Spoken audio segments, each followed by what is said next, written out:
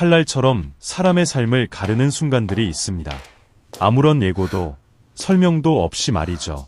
경종처럼 울리지도 불꽃놀이처럼 번쩍이지도 않지만 조용히 일상 속으로 파고들어 모든 것을 바꿀 수 있는 가장 취약한 순간을 선택합니다.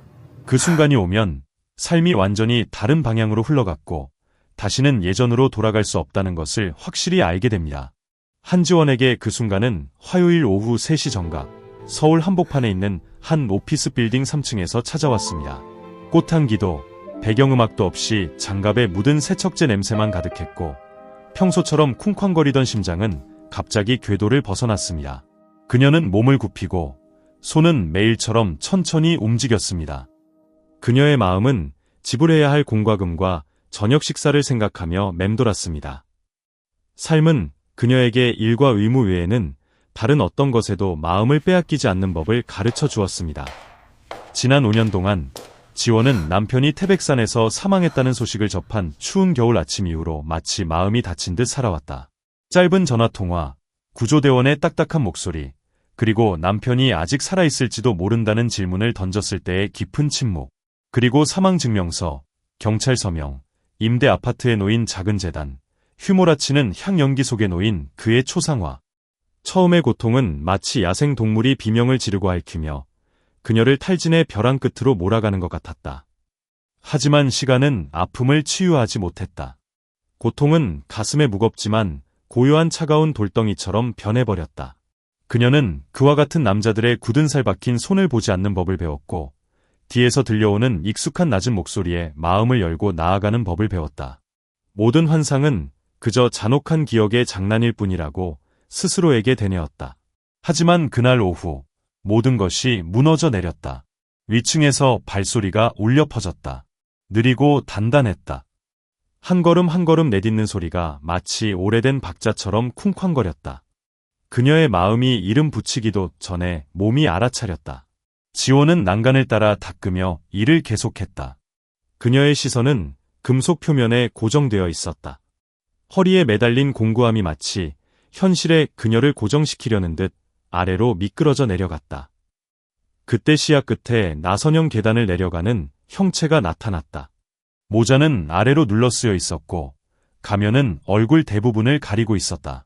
보이는 건 오직 눈뿐이었다. 그 눈들, 어렴풋이 닮은 것 같지는 않았다. 아침에 눈을 뜨자마자 뜨였던 그 눈, 딸을 품에 안았을 때 반짝이던 그 눈, 겨울밤 절대 그녀를 떠나지 않겠다고 다짐했을 때 반짝이던 그 눈이었다. 한번 흘끗 본 순간 시간의 먼지가 모두 날아가고 그녀가 잃어버린 모든 것이 드러났다. 심장이 마구 뛰었다. 온몸의 모든 장기가 멈춰서는 듯했다. 치솟는 어지러움에 자리를 내주기 위해서였다. 대걸레가 손에서 미끄러져 계단 아래로 마른 소리를 내며 떨어졌다. 지원은 그 자리에 멈춰섰다. 그 얼어붙은 순간 기억들이 필름처럼 스쳐 지나갔다. 배달을 위해 서둘렀던 아침 기차, 골판지 상자에 라면을 싸서 먹던 밤, 차가운 바람에 코트를 벗어 그녀에게 건네주던 날들, 그리고 한밤중에 전화벨이 울렸던 운명적인 밤, 낯선 목소리가 그가 실종되었다고 알렸다. 며칠 후 그들은 항상 차고 있던 그의 지갑, 시계, 그리고 결혼반지가 들어있는 비닐봉지를 그녀에게 건넸다. 그 남자는 몇 걸음 더 걸었다. 그 걸음걸이, 세상에, 그 걸음걸이는 한 걸음 한 걸음 걸을 때마다 왼쪽으로 살짝 기울어지고 오른쪽 어깨가 살짝 축 늘어졌다. 창고에서 일하며 무거운 짐을 같은 어깨에 매던 시절의 버릇이었다. 실수도, 거짓도 없었다. 그녀의 깊은 곳에서 그가 바로 그라고 외쳤다. 지난 5년 동안 지원은 그를 만나는 꿈을 수백 번이나 꿨다.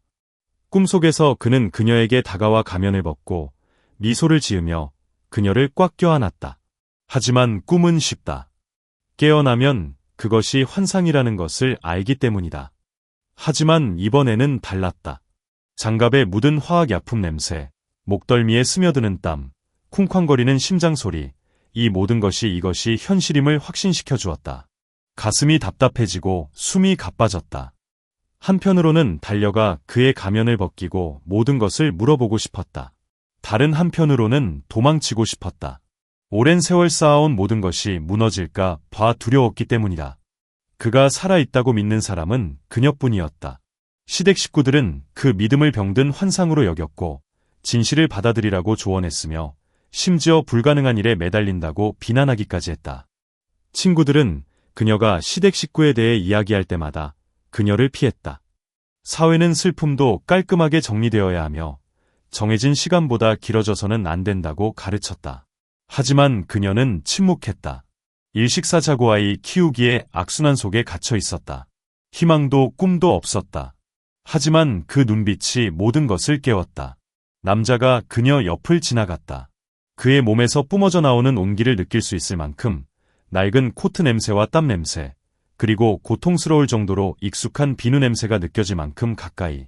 닿지도 말도 없이 그 눈은 이미 그녀의 가슴을 강타했다.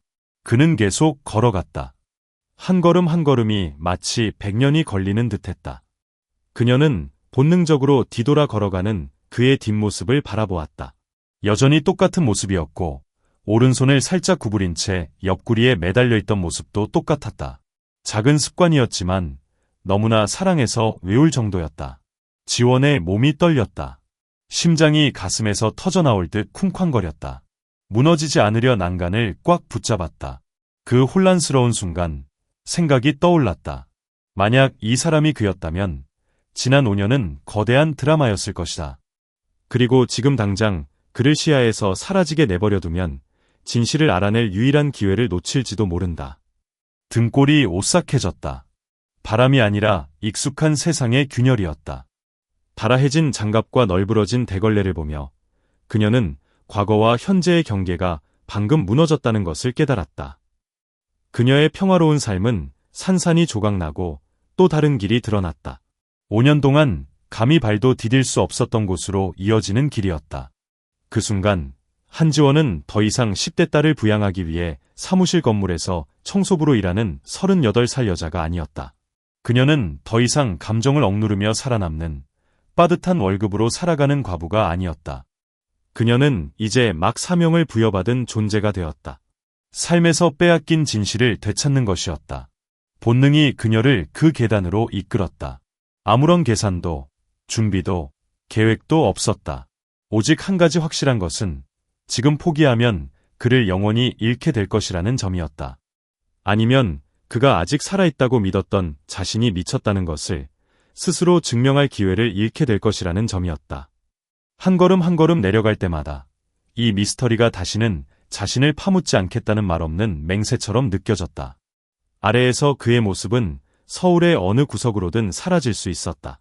이 도시는 한 사람을 5년 동안 숨길 만큼 컸지만 그녀의 심장은 수백만 개의 심장 중 그 고동을 알아챘다. 그리고 그녀는 그것을 발견하는 순간 절대 놓지 않을 것임을 알았다. 한지원은 공고함을 꽉 쥐었다. 작은 소리가 나도록 자신이 아직 이 현실에 있다는 것을 일깨워 주었다. 그리고 그녀는 걸음을 옮겼다. 마음속 목소리가 거의 나올 뻔했지만 남자는 갑자기 돌아서서 빠른 걸음으로 걸어가더니 차가운 바람에 사라지는 가느다란 연기처럼 아래층 로비의 인파 속으로 사라졌다.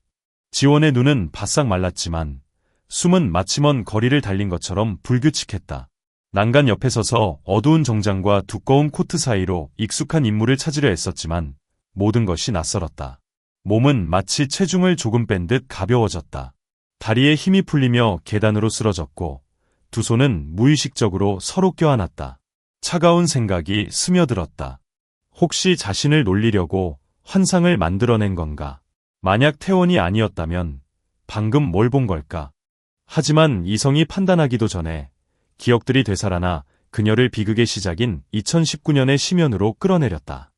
당시 김태원은 대한건설 건설공사의 건설팀장으로 여전히 활기 넘치는 사람이었습니다. 그는 꼼꼼함과 성실함, 그리고 상부의 부당한 요구에 굴하지 않고 부하 직원들을 보호하는 자세로 모든 직원들의 존경을 받았습니다. 평생 편안한 사람이라는 말을 들어본 적이 없었습니다. 공사 현장에서는 절대 포기하지 않는 사람이라는 별명이 붙었는데 이는 칭찬이자 경고였습니다. 당시 그린힐즈타운 프로젝트는 서울 동부 최고의 고급 빌라 단지로 홍보되었고 부자들은 자연 속에서 평화로운 삶을 꿈꿨습니다. 디자인은 너무 아름답고 꼼꼼했지만 태원이 자재를 확인해보니 콘크리트가 허용량보다 많이 희석되었고 철근도 저렴한 철근으로 교체되어 공사비가 거의 절반 가까이 절감된 것을 발견했습니다. 이는 완공 후 약간의 지진만 발생해도 건물이 카드 더미처럼 무너질 수 있다는 것을 의미했습니다. 그는 즉시 대한 주 회장 박영철에게 직접 보고했다. 박 회장의 대답은 수리 약속이 아닌 차가운 미소와 강철처럼 단단한 악수였다. 점잖아요. 박 회장이 말했다. 마치 조언을 하는 듯한 어조였다. 너무 알면 안 될 것도 있고 너무 떠들면 안 될 것도 있어요. 태원은 물러서지 않았다. 사진과 수치를 곁들인 상세한 보고서를 작성하여 품질관리부로 바로 보냈다. 하지만 이틀 후 모든 이메일, 메시지, 사진이 회사 서버에서 사라졌다. 그의 계정은 잠겼다. 그의 휴대전화에는 익명의 전화가 연달아 걸려왔다. 가벼운 한숨 소리 또는 때로는 그만해라는 직설적인 협박뿐이었다. 일주일 후 인부들이 모델하우스에 마지막 비계를 세우던 중 강철을 팽팽하게 당기는 무시무시한 끽끽거리는 소리가 울려 퍼졌다. 아무도 반응할 틈도 없었다. 비계는 마치 괴물이 뼈를 부러뜨리듯 무너져 내렸다. 3명의 인부가 수톤의 철근과 콘크리트에 파묻혔다. 비명 소리와 사이렌 소리가 뒤섞였고 공기 중에는 피냄새와 시멘트 먼지 냄새가 자욱했다.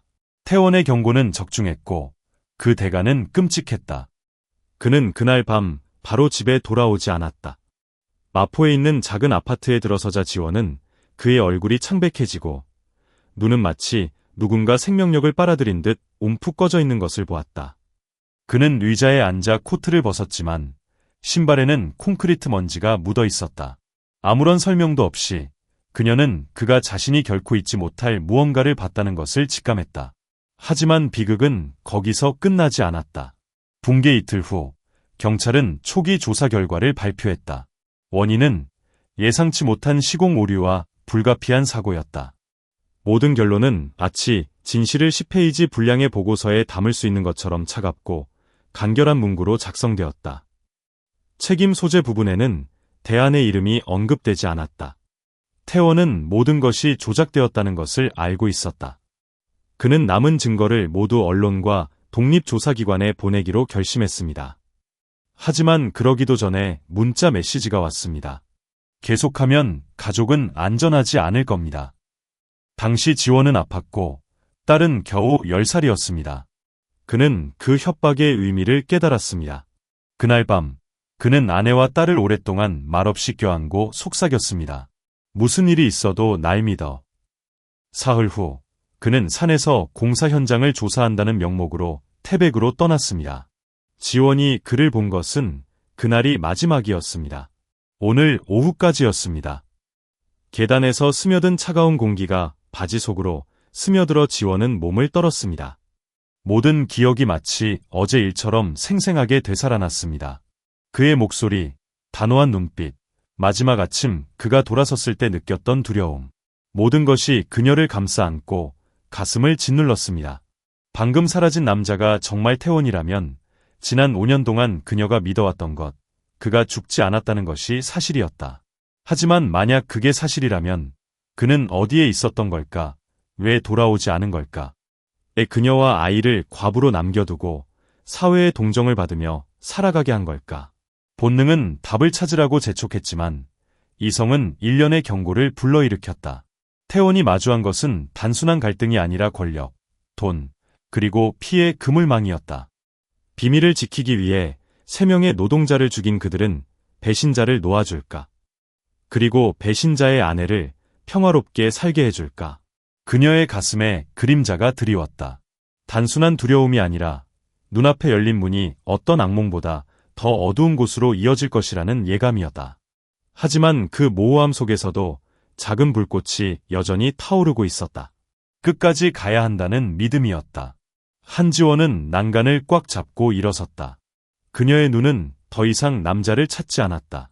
대신 그녀는 복도 아래 회전 유리문을 바라보았다. 마치 그녀가 억지로 들어가야 하는 거대한 미로의 입구인 것처럼. 그리고 이번에는 외면하지 않을 것이다. 태원이 모든 작업 중단과 피해자 가족들에게 사과를 요청하기로 결심한 날, 그는 자신의 경력, 어쩌면 삶까지 끝장냈다는 것을 직감했습니다. 이사회에 보낸 편지는 날카로워서 실수할 여지를 남기지 않았습니다. 경고 시간, 보고서를 읽은 사람들의 이름, 위반 사항의 범위, 그리고 투명성 요구까지 나열했습니다. 박영철의 답장은 10분 만에 왔습니다. 모든 혐의를 부인하는 냉정한 편지였습니다. 사망자에 대한 애도의 말이나 인정의 말은 한마디도 없었습니다. 마치 세 사람의 삶이 통계에 불과한 것처럼 모든 것은 원치 않는 산업재해라는 말로 요약되었습니다. 태원은 그날 밤 거의 잠을 이루지 못했습니다. 그의 휴대폰 화면에는 알 수 없는 번호에서 온 메시지들이 가득했습니다. 처음에는 비꼬는 내용이었지만 나중에는 협박으로 이어졌습니다. 새벽 3시가 되자 그는 침대에서 일어나 발코니로 나갔습니다. 가로등 불빛이 모퉁이에 그림자를 드리웠다. 검은 차 한 대가 한동안 조용히 주차되어 있었다. 아무 소리도 들리지 않았다. 오직 차가 자신을 똑바로 쳐다보고 있다는 느낌만이 남았다. 다음 날 아침, 박 씨는 그를 사무실로 불러 직접 말했다. 오늘 오후 37번 현장으로 와서 확인해 주세요. 기술적인 문제가 있어서 확인이 필요합니다. 그의 목소리는 부드러웠지만 눈빛에는 납처럼 무거운 무언가가 담겨 있었다. 태원은 거절할 수 없다는 것을 알고 있었다. 거절하면 박 씨에게 반항하는 것이나 다름없기 때문이었다. 떠나기 전 그는 지원 씨에게 전화를 걸었다. 목소리는 차분했지만 숨은 가빠져 있었다. 조심하세요. 마치 일깨워주는 게 아니라 명령하는 듯 말했다. 지원 씨가 다시 물었지만 그는 전화를 끊었다. 아무도 그를 다시 보지 못했다. 그의 동료들 중 누구도 37번 현장에서 그를 보지 못했다. 현장 근처 CCTV는 일시적으로 고장이라고 보고했다. 그의 휴대전화는 오후 4시 47분, 미완성 잔해 속에 서 있어야 할 시간에 작동을 멈췄다. 3일 후, 경찰은 37번 현장에서 약 30km 떨어진 한탄강 유역에서 피 묻은 방호복을 발견했다고 발표했습니다. 시신도 명확한 증거도 없었습니다. 수사는 3주 만에 피해자가 사망하고 떠내려갔을 가능성이 있다는 모호한 결론과 함께 종결되었습니다. 하지만 태원 씨와 함께 일했던 사람들은 알고 있었습니다. 그는 가족에게 흔적을 남기지 않고는 결코 떠나지 않을 것이었습니다. 아무도 그의 죽음을 믿지 않았지만 감히 입을 열지도 않았습니다. 건설업계에서는 자정이 넘어서야 서로에게 수군거리는 이야기들이 있었습니다. 경영진에 반항하여 사라진 엔지니어들, 반대자들을 집어삼킨 땅에서 완공된 프로젝트들 말입니다. 지원은 그들이 강요하는 현실을 받아들이지 않습니다. 그녀는 공사 계획을 따라가고 오래된 보고서들을 파헤치며 스스로 조사합니다. 하지만 진실에 가까워질 때마다 이상한 일들이 벌어지기 시작한다. 한밤중에 텅 빈 복도에 발소리가 울려 퍼지고 길 건너편에서 그녀의 창문을 응시하는 그림자 같은 인물, 그리고 학교에 있는 딸의 사진이 담긴 주인 없는 봉투가 눈에 띈다. 어느 날 기자와의 미팅을 마치고 돌아오던 그녀는 집 자물쇠가 마치 누군가 다른 열쇠로 열려고 한 것처럼 방금 긁힌 자국이 난 것을 발견한다.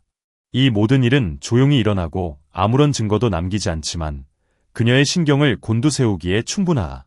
그러던 어느 겨울밤, 서울이 짙은 안개에 휩싸였을 때 그녀는 알 수 없는 번호로 온 문자 메시지를 받는다. 찾지마, 그 애가 선택됐어. 이름도 사진도 없다. 하지만 그 문자는 차가운 칼날처럼 그녀의 피부를 스쳐 지나간다. 그녀는 계속하면 자신을 기다리고 있는 것은 진실이 아니라 그녀와 딸을 집어삼킬 수 있는 어두운 무언가라는 것을 알고 있었다.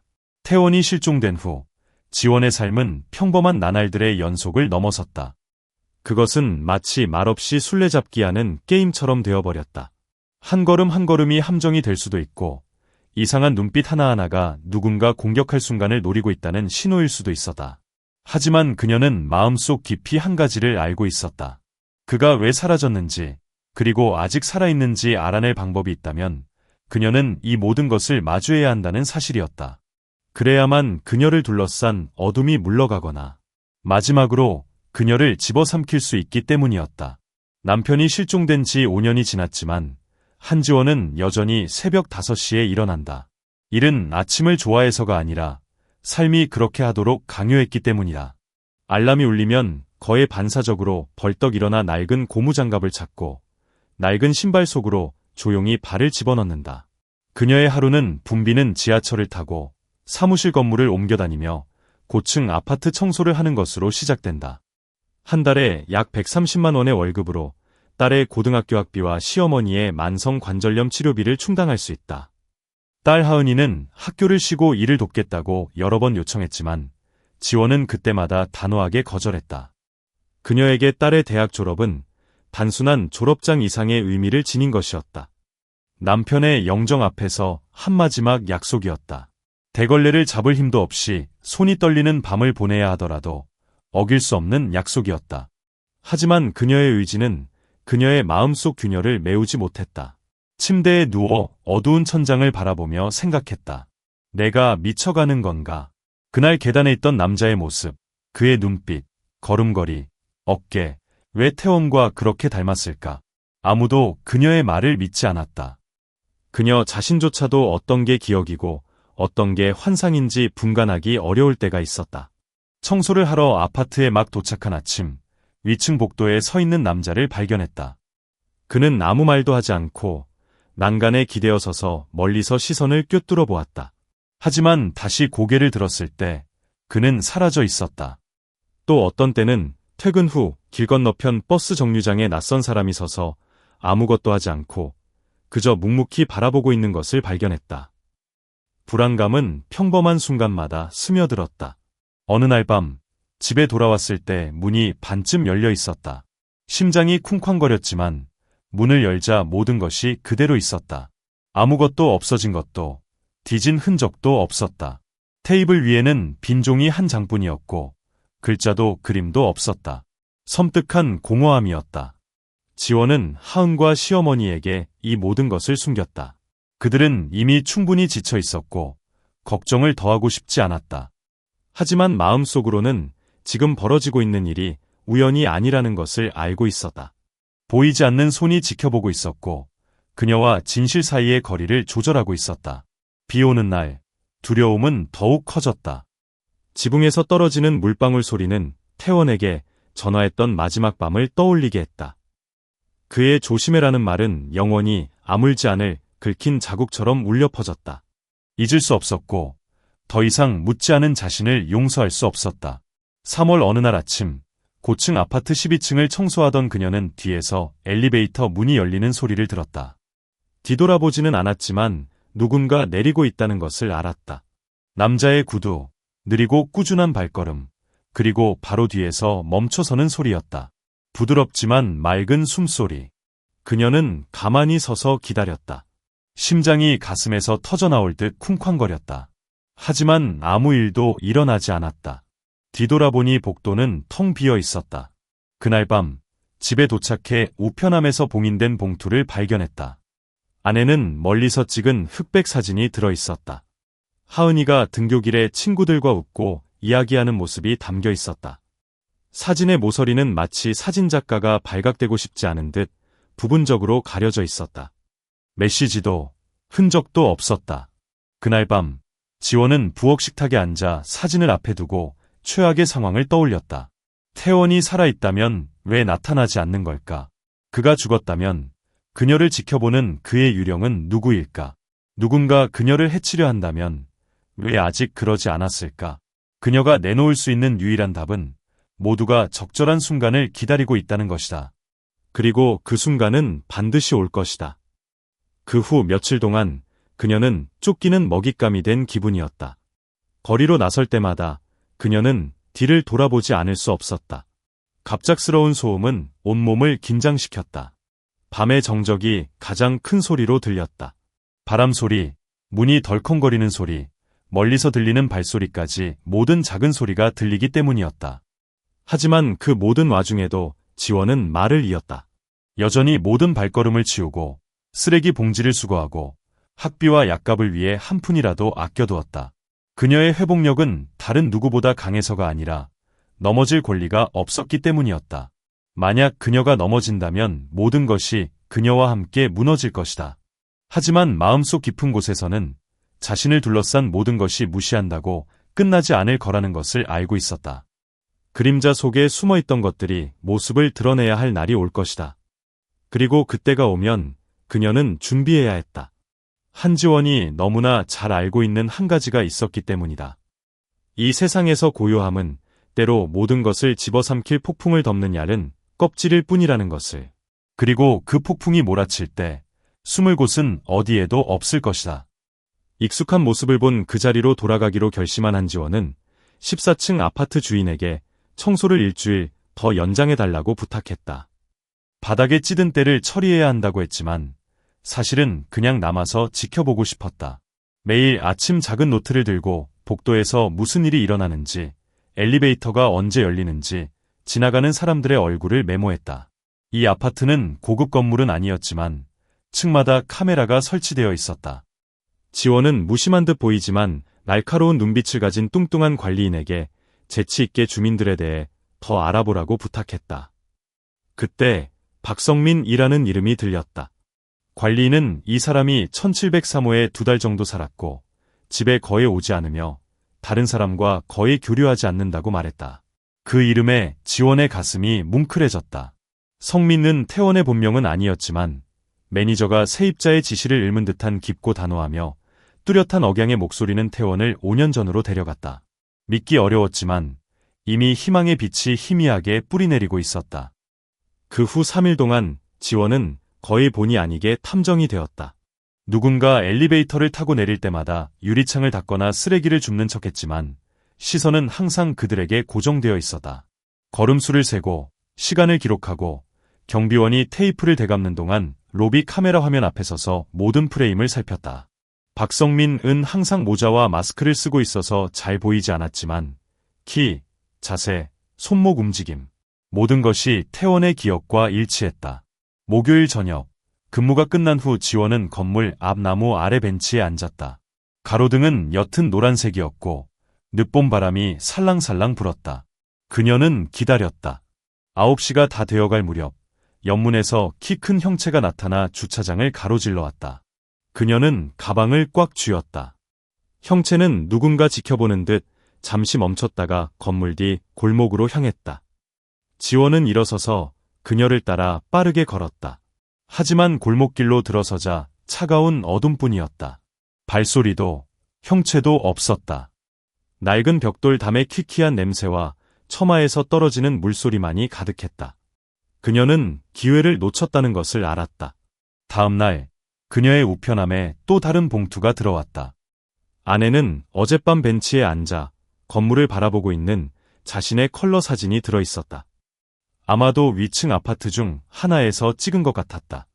이번에는 사진 뒷면에 그만 봐 라는 글이 적혀 있었다. 두려움에 가슴이 답답했지만 지원은 깨달았다. 누군가 그녀가 조사하고 있다는 것을 알고 그녀를 막으려 하고 있었다. 하지만 그 말은 그녀를 더 깊이 파고들게 했다. 그녀는 더 이상 단순히 남편을 찾고 싶었던 게 아니었다. 누가, 왜 자신을 조종하는지 알고 싶었다. 그녀는 밤에 남편을 감시하기 시작했다. 다른 아파트에서 경비원으로 일했던 옛 지인 민규에게 미니 카메라를 빌려달라고 부탁했다. 17층 복도 구석 1703호 맞은편 화분에 설치했다. 첫날 밤에는 아무 일도 일어나지 않았다. 둘째 날 새벽 2시 카메라는 1703호 문이 살짝 열리고 검은 셔츠를 입은 남자가 어깨에 불룩한 스포츠 가방을 메고 나오는 모습을 포착했다. 그는 카메라를 보지 않고 계단으로 빠르게 걸어갔다. 다음 날 아침 지원이 테이프를 확인했을 때 그녀는 뭔가 잘못되었다는 것을 느꼈다. 그의 몸매 때문이 아니라 왼손 때문이었다. 새끼손가락이 살짝 구부러져 있었고 손가락 마디를 따라 긴 흉터가 나 있었다. 2018년 태원이 비계 사고로 다쳤던 부상이었다. 그녀는 오랫동안 말없이 앉아 있다가 결심했다. 마주해야겠다고. 하지만 남편일 수도 있지만 남편 행세를 하는 위험한 인물일 수도 있는 그에게 어떻게 다가가야 할까. 그날 오후 그녀는 일부러 조용한 시간을 골라 1703호의 문을 두드렸다. 아무도 대답하지 않았다. 다시 두드렸다. 갑자기 안에서 자물쇠가 돌아가는 소리가 들렸지만 문은 겨우 몇 센티미터밖에 열려 있지 않았다. 신 목소리에 느린 남자 목소리가 들려왔다. 누구를 찾고 있니? 그녀는 침착함을 유지하려 애썼다.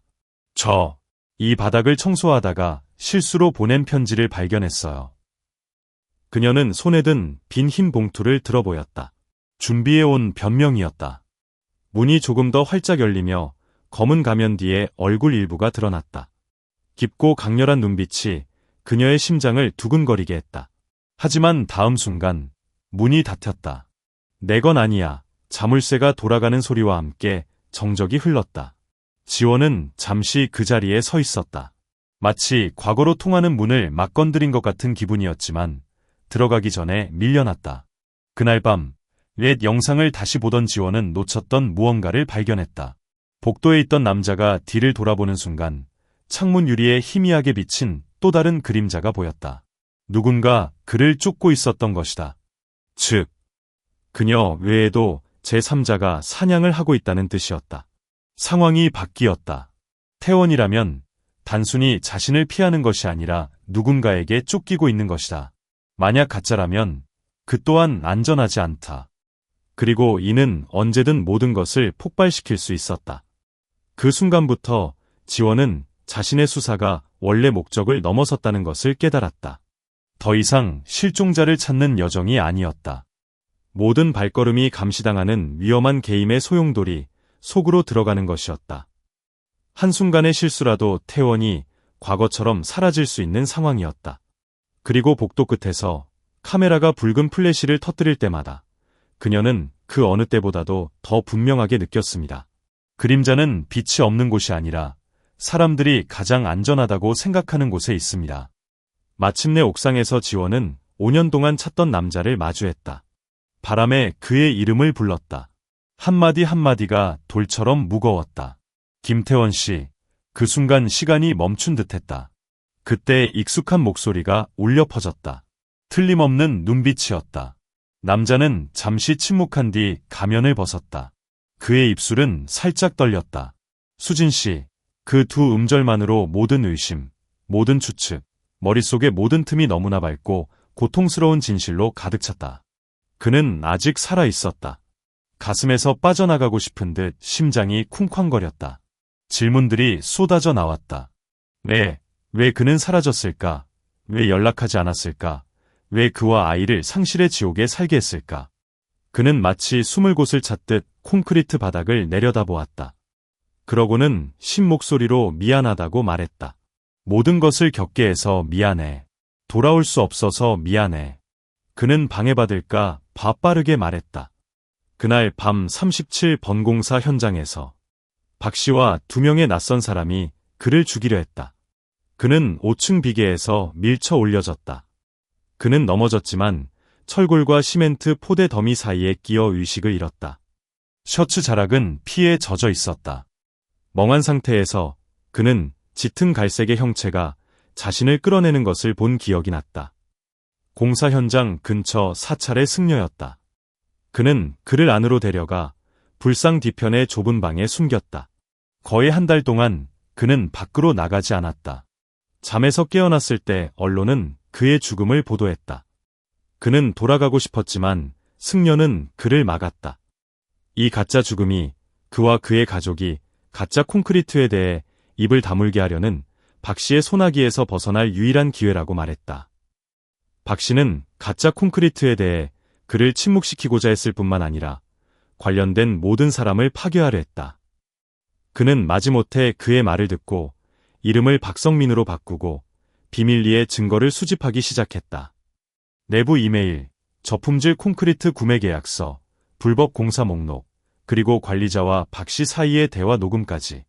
하지만 그동안 그는 부주의한 한 걸음만 내디디면 모든 것이 사라질 수 있다는 것을 점차 깨달았습니다. 박은 어디에나 눈과 귀가 있었습니다. 당국에서도 마찬가지였습니다. 그는 그녀와 아이와의 관계를 밝힐 수 없었습니다. 문자 메시지는 사형 선고가 될 수도 있었습니다. 지원은 그것을 듣고 목이 메어 그를 안아주고 싶었고, 반은 오랜 세월 동안 그녀와 아이를 어둠 속에서 고통받게 한 그를 때려 깨우고 싶었습니다. 하지만 그녀가 아무 말도 하기 전에 철문이 열리는 소리가 그녀 뒤에서 울려 퍼졌습니다. 두 사람은 돌아서서 옥상 입구에 서 있는 사람을 보았습니다. 뼈가 앙상한 얼굴에 희미한 빛이 비치고 있었습니다. 그것은 바로 박이었습니다. 그는 마치 오랫동안 놓아준 먹잇감을 만난 듯 희미하게 미소 지었다. 이날이 올 줄 알았어. 그는 왼손에 짧은 철봉을 든 채 들어왔다. 그의 목소리는 차분했지만 한마디 한마디는 칼날 같았다.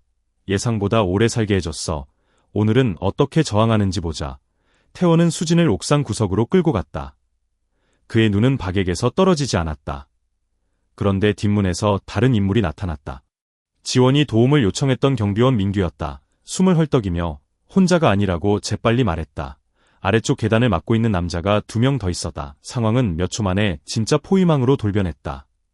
박이 신호를 보냈고 나머지 2 남자가 천천히 다가왔다. 각자 다른 물건을 들고 있었다. 튜브와 주머니 칼. 태원은 지원에게 기회가 된다면 동쪽 비상구로 달려가서 붙잡아 달라고 속삭였다. 하지만 지원은 거부했다. 눈이 번쩍였다. 우리가 같이 나가지 않으면 아무도 나가지 않을 거야. 박은 웃으며 감동적이긴 하지만 오늘은 안타깝게도 둘 다 끝내야 한다고 말했다. 그는 갑자기 앞으로 돌진했고 철봉이 휘둘렸고 태원은 땅바닥에 바짝 붙어 피하다가 무릎을 찼다. 말은 금이 갔다.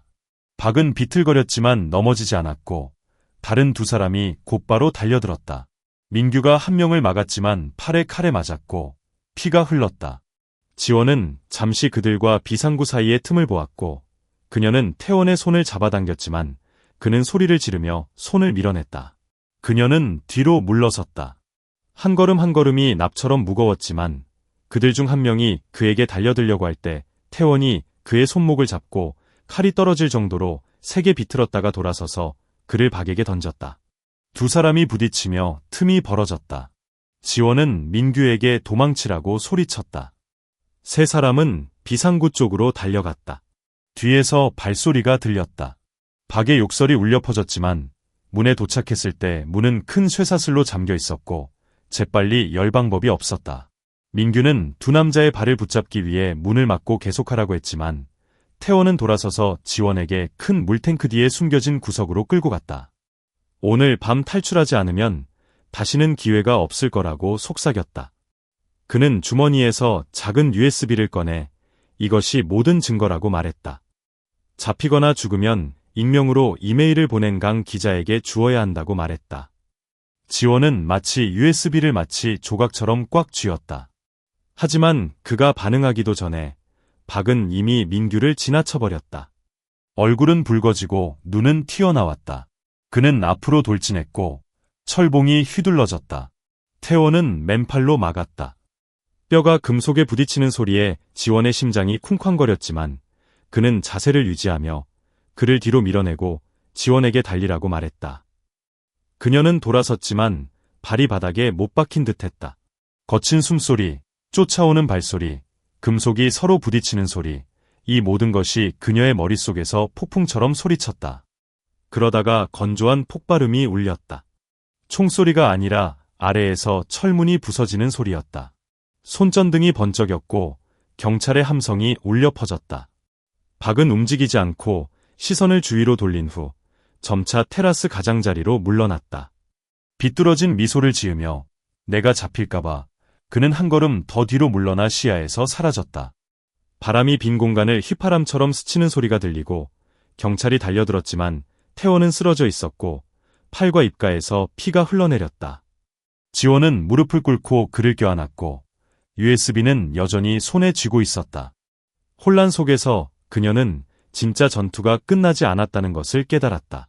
방금 쓰러진 사람은 죽었을지도 모르지만 그가 상징하는 어둠은 여전히 거기에 있었고 이제 그녀는 그 전투의 일부가 되었다.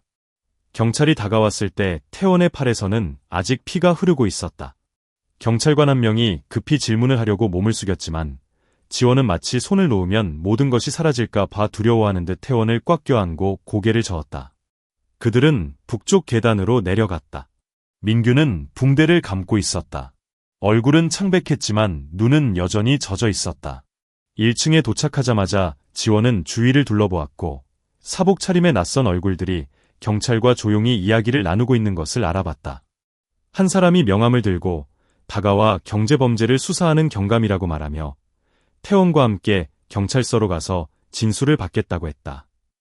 하지만 특수 차량에 오르자마자 조수석에 앉아있던 누군가의 날카로운 눈빛이 앞 유리창에 반사되는 것을 보았다. 경찰관이 아니었다. 높은 코, 얇은 입술, 박 씨의 옛 사진에서 본 듯한 이목구비. 순간 기억이 스쳐 지나갔다. 자재 검사과에서 일하다가 37차 공사 현장 사건 이후 자취를 감춘 그의 동생 박준호였다. 지원은 침을 꿀꺽 삼켰다. 심장이 쿵쾅거리며 무의식적으로 주머니 속 USB를 꽉 쥐었다. 차가 굴러가자 준호는 입꼬리를 살짝 올리며 태원을 흘끗 쳐다보더니 마치 모르는 사람처럼 돌아섰다. 태원도 그를 알아보았다. 눈빛은 예리했지만 상처 때문에 눈에 띄게 약해진 상태였다.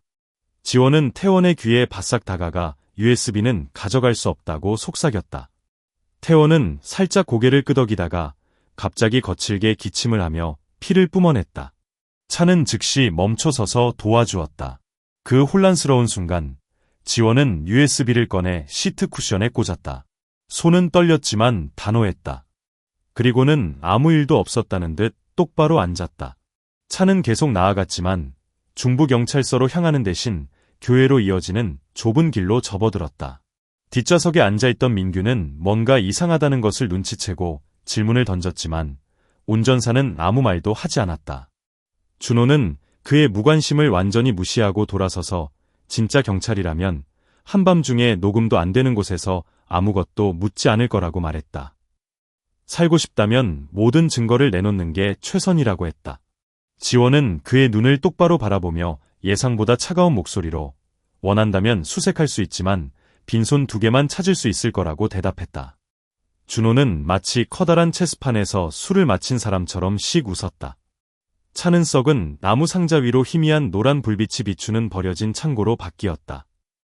준호는 2명의 건장한 남자에게 3명을 모두 끌어내리라고 손짓했다. 태원은 지원의 손을 부드럽게 꽉 쥐며 경솔하게 행동하지 말라고 했다. 하지만 창고에 들어서자마자 위에서 금속성 소리가 울려 퍼졌다. 어두운 형체가 비계에서 뛰어내려 남자 1명을 발로 차 쓰러뜨렸다. 복면을 쓴 그 인물은 단호하게 움직였고 몇 초 만에 2 사람을 제압했다. 준호는 총을 꺼내려던 순간 목에 칼이 겨누어진 채 났고 신 목소리로 말했다. 놓지 않으면 죽을 것 같았다. 준호는 이를 악물고 다른 사람들에게 물러나라고 손짓했다. 그 인물은 지원과 태원을 끌고 나갔고 민규는 바짝 뒤따라 옆 골목으로 달려갔다. 큰 길에 다다르자 그 인물은 복면을 벗었다. 드러난 얼굴의 지원은 발걸음을 멈췄다. 한지원이었다. 그녀가 아니라 같은 이름을 가진 다른 여자였다. 태원이 말했던 강 기자였다. 그녀의 눈빛은 날카로웠다. 공사 현장 사건 이후로 준호를 미행해왔고 그가 증거를 되찾을 방법을 찾을 것이라는 것을 알고 있으며 이제 안전한 곳은 없으니 즉시 도시를 떠나야 한다고 재빨리 말했다. 태원이 거의 쓰러질 뻔하자 강은 그를 주차된 벤에 태웠다.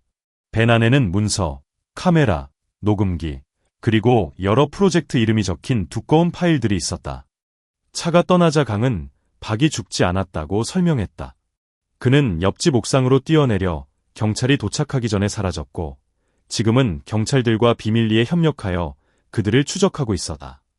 지원은 USB를 꽉 쥐고 준호의 차에 숨겼다고 재빨리 설명했다. 강은 놀랐지만 고개를 끄덕이며 그렇게 하면 안전하다고 생각할 테니 괜찮다고 말했다. 하지만 사실 그녀는 다른 곳에서 모든 데이터를 백업해 두었다. 태원은 눈을 크게 뜨며 어떻게 얻었는지 물었다. 강은 지친 듯 미소를 지으며 자신만 비밀리에 증거를 수집한 것이 아니라고 박의 공범 중 예상치 못한 사람이 있었다고 말했다. 몇 년 전 자신을 구해준 스님이 바로 그였다. 그는 사실 박과 해외 대기업 사이의 정보를 주고받은 연결고리였다. 그를 구한 것은 동정심 때문이 아니라 다른 사람들을 추적할 수 있을 만큼 그를 오래 살려야 했기 때문이었다. 태원은 멍해졌다. 숨어 지냈던 시절의 모든 기억에 배신감이 스며들었다. 지원은 마치 그들을 짓밟고 싶은 듯 태원의 손이 꽉 조이는 것을 느꼈다. 강은 이 체스 게임은 단지 그들과 박 사이의 게임이 아니라 거대한 이해관계의 그물망이며 한 발짝이라도 잘못되면 피를 흘릴 것이라고 말을 이었다. 민규는 다음 단계가 무엇인지 물었다. 강은 퉁명스럽게 대답했다. 숨는 것은 방법이 아니며 이제 먼저 공격해야 했다. 그리고 그러기 위해서는 박이 프로젝트 책임자였던 회사 지하의 비밀 데이터 창고에 침입해야 했다. 모든 원본 계약서와 비밀 거래 내역이 저장되어 있지만 삼엄한 경비가 서 있었다. 태호는 힘없이 고개를 끄덕이며 숨만 쉬면 그곳에 가겠다고 말했다. 지원은 두려움과 결의가 뒤섞인 눈으로 그를 돌아보았다. 그녀는 이번에는 탈출이 아니라 비디나 죽음을 가져올 공격이라는 것을 알고 있었습니다. 그리고 마음속 깊은 곳에서 그녀는 이 소용돌이가 이제 막 시작되었다는 것을 알고 있었다. 전화가 걸려왔다. 박의 목소리는 깊고 신채, 마치 그녀의 고막을 꿰뚫는 듯 한마디 한마디를 날카롭게 꿰뚫었다. 그는 빙빙 돌리지 않고 태원의 딸 이름과 딸이 다니는 작은 학교 이름만 언급했다. 태원의 등골에 오한이 스쳤지만 움찔하지 않았다. 그는 이것이 단순한 위협이 아니라 최종적인 선전포고라는 것을 알고 있었다. 그는 만남을 수락했지만 협상을 위해서가 아니라 모든 것을 끝내기 위해서였다. 계획은 매우 치밀했다. 강은 보안 라이브 스트리밍 시스템을 설치하고 민규는 경계 주변의 보안을 담당하고 지원은 모든 증거가 여러 독립 채널에 동시에 방송되도록 조정하는 역할을 맡았다. 돌아갈 길은 없었고 모두 그 사실을 알고 있었다. 박이 들어서는 순간 그의 눈은 마치 모두의 공포 수준을 가늠하려는 듯 훑어보았다. 하지만 이번에는 다른 눈빛을 마주쳤다. 너무 많은 것을 잃어 두려워할 수 없는 사람들의 눈빛이었다. 그는 자리에 앉았고 입술은 차가운 미소로 굳어졌다. 하지만 그가 무슨 말을 꺼내기도 전에 태원이 그의 앞에 마이크를 가져다 놓았다. 질문도 이의도 없이 오직 간결한 한마디만. 진실을 말하세요. 처음에 박 씨는 그저 미소만 지었지만 카메라의 붉은 불빛을 보자 멈췄다. 침묵이 너무 짙어방하니 더욱 짙어지는 듯했다. 그는 처음에는 게임처럼 한마디씩 불쑥 내뱉었지만 말을 할수록 목소리가 갈라졌다. 그는 모든 것을 자백했다. 37차 공사 현장 사건, 침묵을 위한 살인명령, 기준을 벗어난 노동을 강요당한 노동자들, 현금화를 위한 막교환 계약, 심지어 희생자 유족들에게 침묵을 사주기 위해 지불된 피해 돈까지. 모든 문장은 생중계되었다. 시청률은 초당 100만 회를 넘어섰다. 댓글들은 압도적이었다. 분노뿐 아니라 깨달음까지 불러일으켰다. 방 한구석에서 지원은 딸의 손을 꽉 잡았다. 작은 손은 떨렸지만 눈은 밝게 빛났다. 밖에서 자동차 경적 소리가 울렸다. 문이 열리고 경찰이 달려왔다. 박 씨는 일어서려 했지만 팔이 묶여 있었다. 그는 그 자리에서 수갑을 찬 상태였고 카메라는 여전히 녹화 중이었다. 협상할 공간도 숨을 곳도 없었다. 모든 주요 방송사에서 긴급 뉴스가 나왔다. 대한건설이라는 이름은 스캔들의 상징이 되었고 김태원의 생존 이야기는 정의는 느리지만 결코 사라지지 않는다는 것을 보여주는 증거가 되었다. 그 후 며칠 동안 사건은 가속화되었다. 박 씨와 그의 대리인은 여러 혐의로 기소되었다. 공사는 중단되었고 재시공하라는 명령이 내려졌다. 피해를 입은 주민들은 적절한 보상을 받았다. 그리고 더 중요한 것은 새로운 공사감리 시스템이 구축되어 이러한 비극이 다시는 일어나지 않을 것이라는 희망을 갖게 되었다. 태원은 수많은 부상에도 불구하고 독립감시운동의 고문으로 활동하며 자신의 경험을 공유하고 건설업계의 허점을 경고했습니다. 이수진 또한 자신의 여정을 시작했습니다.